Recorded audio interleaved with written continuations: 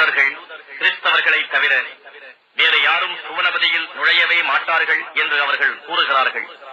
இது அவர்களின் வீணாசையே ஆகும். நீங்கள் உண்மை உடையோராக இருந்தால் இதற்கு சான்று கூறுங்கள் என்று நபியே நீர் கூறுவீராக.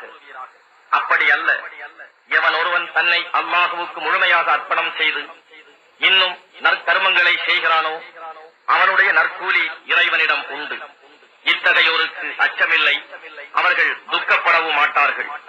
யூதர்கள் கூறுகிறார்கள் கிறிஸ்தவர்கள் எந்த நல்வழியிலும் இல்லை என்று. கிறிஸ்தவர்கள் கூறுகிறார்கள் யூதர்கள் எந்த நல்வழியிலும் இல்லை என்று. ஆனால் இவர்கள் ஒரே தௌராத் வேதத்தை ஓதுகிறார்கள். இவர்கள் கூறும் சொற்களைப் போலவே ஒன்றும் அறியாதவர்களும் கூறுகிறார்கள்.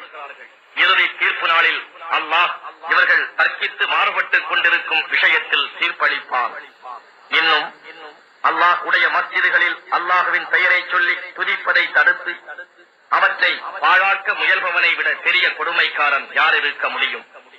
இத்தகையோர் அச்சமுடன் அன்றி பள்ளி வாயில்களில் நுழைவதற்கு தகுதியே இல்லாதவர்கள். இவர்களுக்கு இவ்வுலக வாழ்வில் இழிவுதான். மேலும் மறுமையில் இவர்களுக்கு கடினமான வேதனையும் உண்டு. கிழக்கும் மேற்கும் அல்லாஹுவுக்கே சொந்தம். நீங்கள் எந்த பக்கம் திரும்பினாலும் அல்லாஹுவின் முன்னிலை உள்ளது. நிச்சயமாக அல்லாஹ் எல்லாவற்றையும் சூழ்ந்திருப்பவன், எல்லாம் அறிந்தவன்.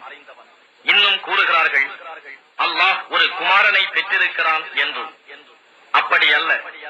அவன் இவர்கள் கூறுவதிலிருந்து மிக தூய்மையானவன். வானங்கள் பூமியில் உள்ளவை யாவும் அவனுக்கே உரியவை. இவை அனைத்தும் அவனுக்கே அடிபணிந்து வழிபடுகின்றன. அல்லாஹ் வானங்களையும் பூமியையும் முன்மாதிரியின்றி இல்லாமையிலிருந்து தானே உண்டாக்கினான். அவன் ஒன்றை உண்டாக்க விதித்து அதனிடம் குன் ஆகுக என்று கூறினால் உடனே அது ஆகிவிடுகிறது. இன்னும் அறியாதவர்கள் கூறுகிறார்கள் அல்லாஹ் ஏன் நம்மிடம் நேராக பேசவில்லை, மேலும் நமக்கு ஏன் அவன் அத்தாட்சி வரவில்லை என்று. அவர்களுக்கு முன்னர் இருந்தவர்களும் இப்படியேதான் கூறினார்கள். இவர்களின் சொற்களை போலவே இவர்களின் இதயங்கள் அவர்களுடைய இதயங்களை போன்றவையேதான். ஈமானில் உறுதியுடைய மக்களுக்கு நம் அத்தாட்சிகளை அவர்கள் மனதில் பதியும்படி நாம் நிச்சயமாக தெளிவாய் விவரித்துள்ளோம்.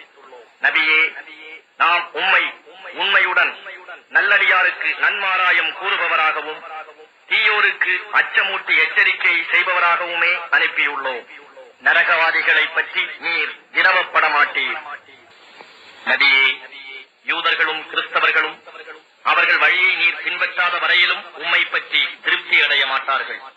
ஆகவே அவர்களை நோக்கி நிச்சயமாக அல்லாஹுவின் வழி இஸ்லாம், அதுவே நேர்வழி என்று சொல்லும்.